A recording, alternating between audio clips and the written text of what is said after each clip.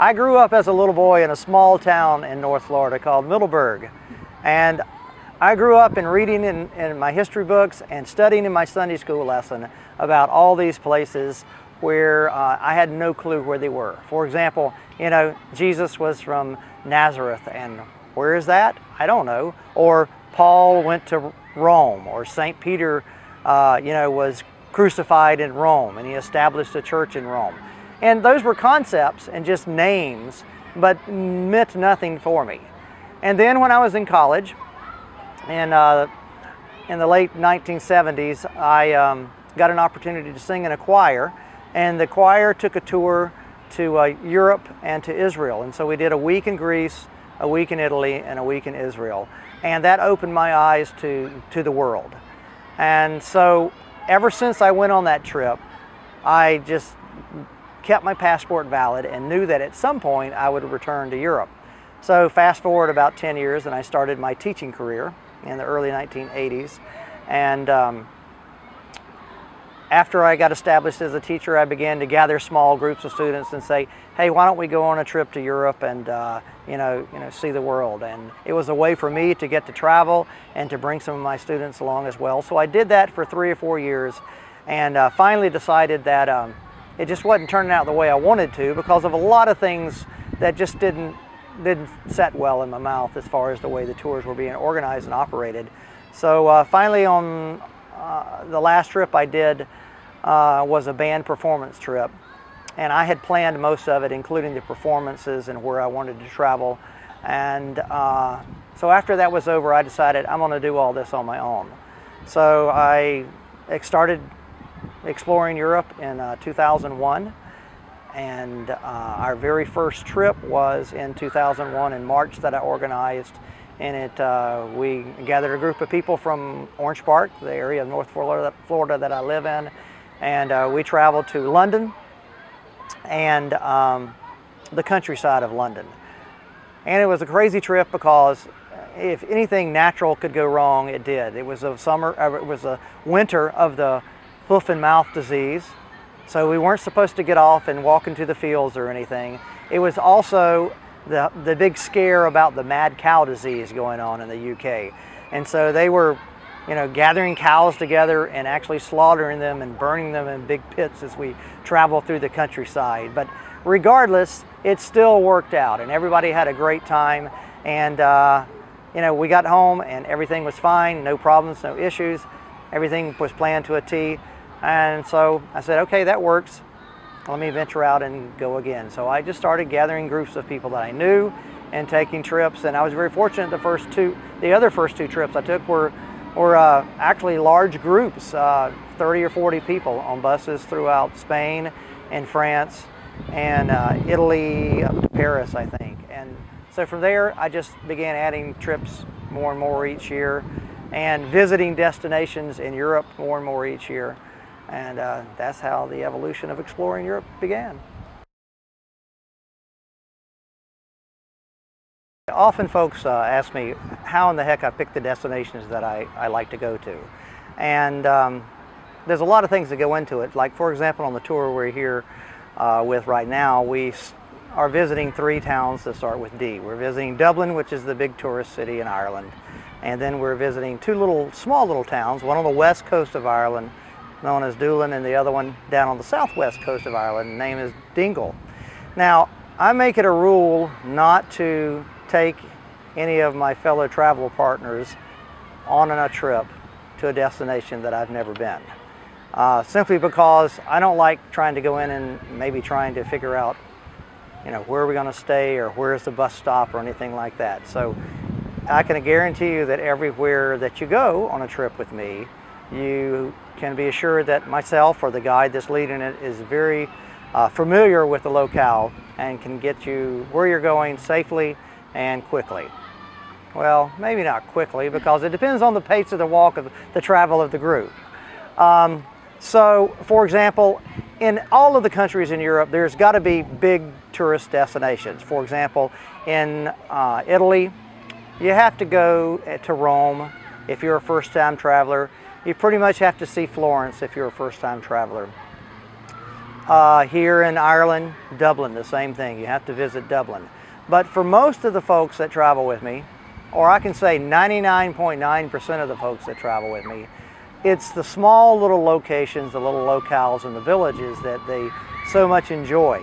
Getting off the beaten tourist path and meeting local people, or maybe people that own little restaurants that I know, or pubs that I know, or whatever. So, you know, for example, right now, we're in Dublin's fair city at St. Patrick's Cathedral. Now, some of the group are in the cathedral, touring around in the cathedral. We decided to come out to this little park that is outside the cathedral, and we happen to be here on the very last week of school for the students here in Ireland.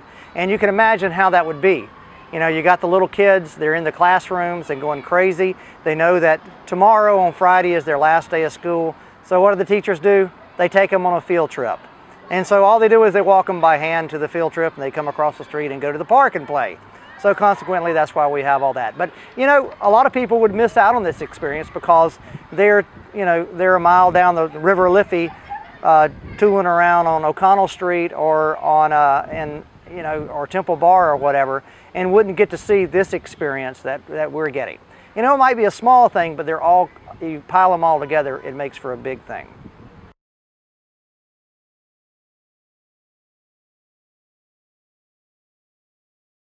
The itineraries and destinations and activities on the tours also are constantly evolving.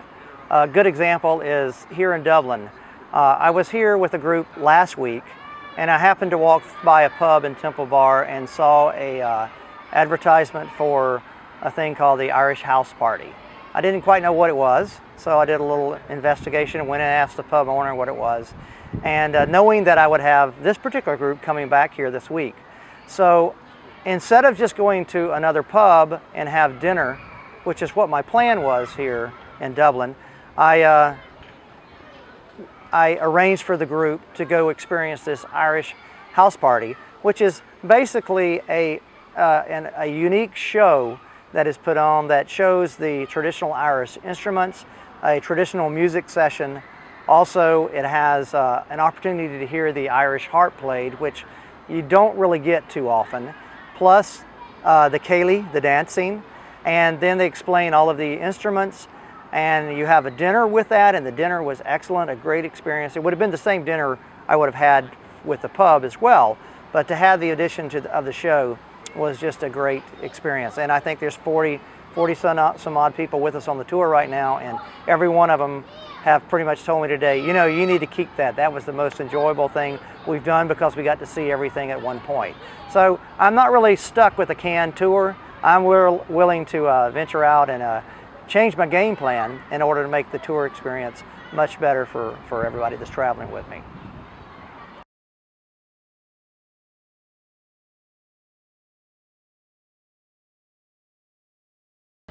As you might know, I've been a teacher for almost 30 years now, and I wouldn't be teaching if I wasn't passionate about sharing my joy of, in this case, music or travel with everyone. And I've had opportunities on many occasions to take students to Europe, and on a lot of occasions those students have been students of mine, either in band or they go to the same school that I teach at or whatever. And there's a lot of difference in taking students on a trip as opposed to taking adults on a trip. And some of the positive things about taking students on the trip is that they are so open and so have so much physical energy that no matter how much I walk them and show them around, they're ready for a new experience.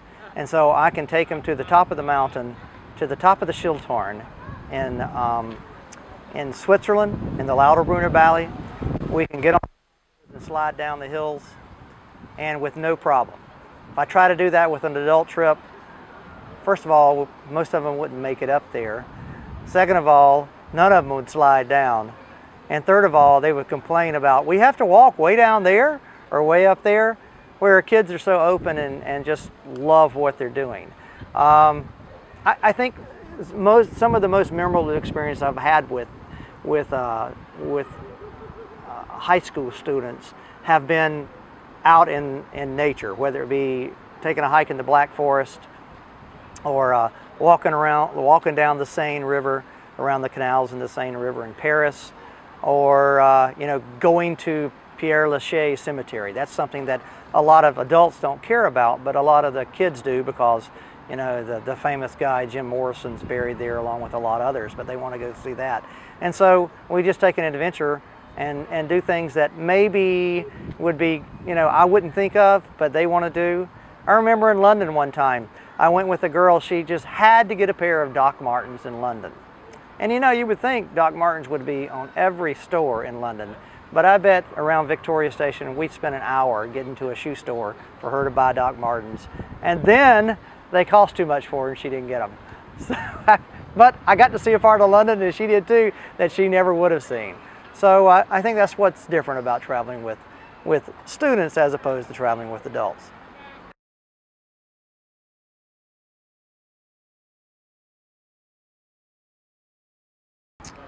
I have a real passion for making sure that the people that are traveling with me get an authentic experience in the locale, in the destinations.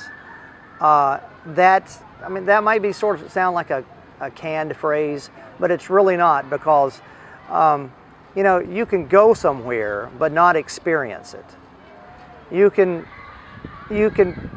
visit the Eiffel Tower and even go up to the top of the Eiffel Tower, but if you don't have you know, a few hours to have spread out a picnic of the stuff that you've gone to the market and bought, and have some wine and cheese and sandwiches and bread and fruit and all that stuff, and have the experience of actually sitting down like the Parisians do, have a picnic on the Champ de Mars, and then going up the Eiffel Tower, you've missed out on the entire experience of being in Paris. And I can just, every destination I can say that over and over again. But I think that's my utmost passion, is making sure everyone experiences it.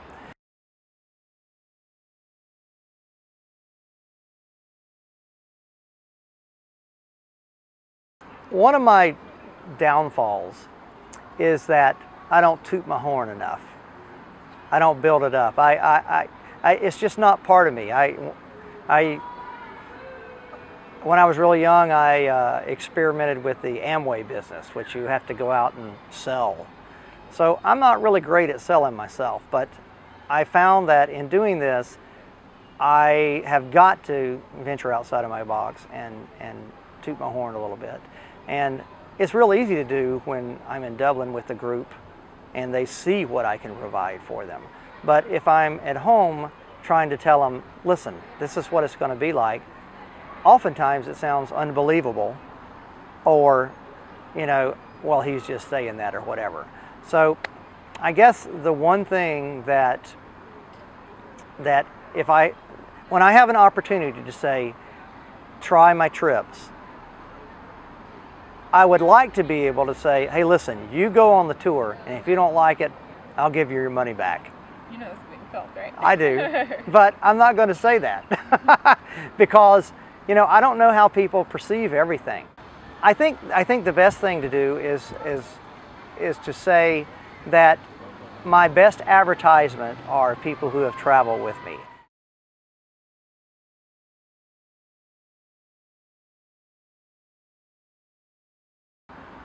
Some of my most memorable experiences evolve around dining and the locale in which we do that. Because on those early tours I was telling you about, where I would gather up my students and we would go travel with other groups of people on one big bus, I always came hungry.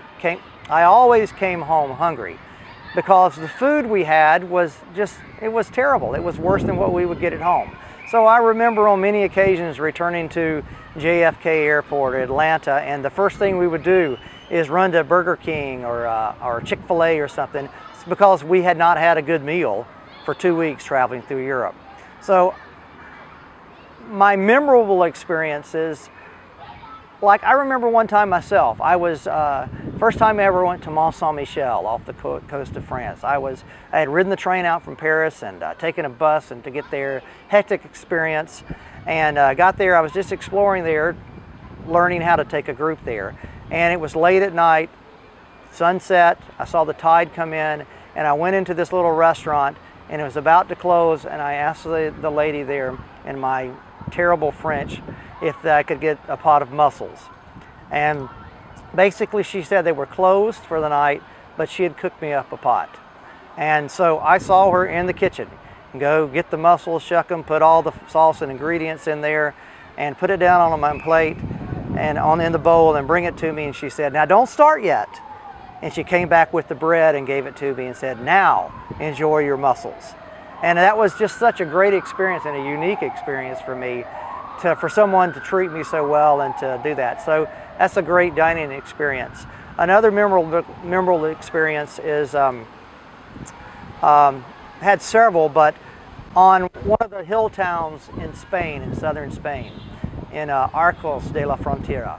We had a big 9-passenger van, and I was taking a group there, and I took a left turn instead of a right turn, and we ended up with this big Volkswagen 9-passenger van in a little alleyway that I could not get out of. And we were at the top of town, and I had to navigate down, and every person on that street came out of their house and started giving me advice and instructions in Spanish how to navigate and get around. And so me and the people that were with me will never forget that experience. It would have never happened had I not taken the wrong turn, but it's an experience we'll always remember for life, navigating in Arcos de la Frontera with all the Spanish people telling me where to go.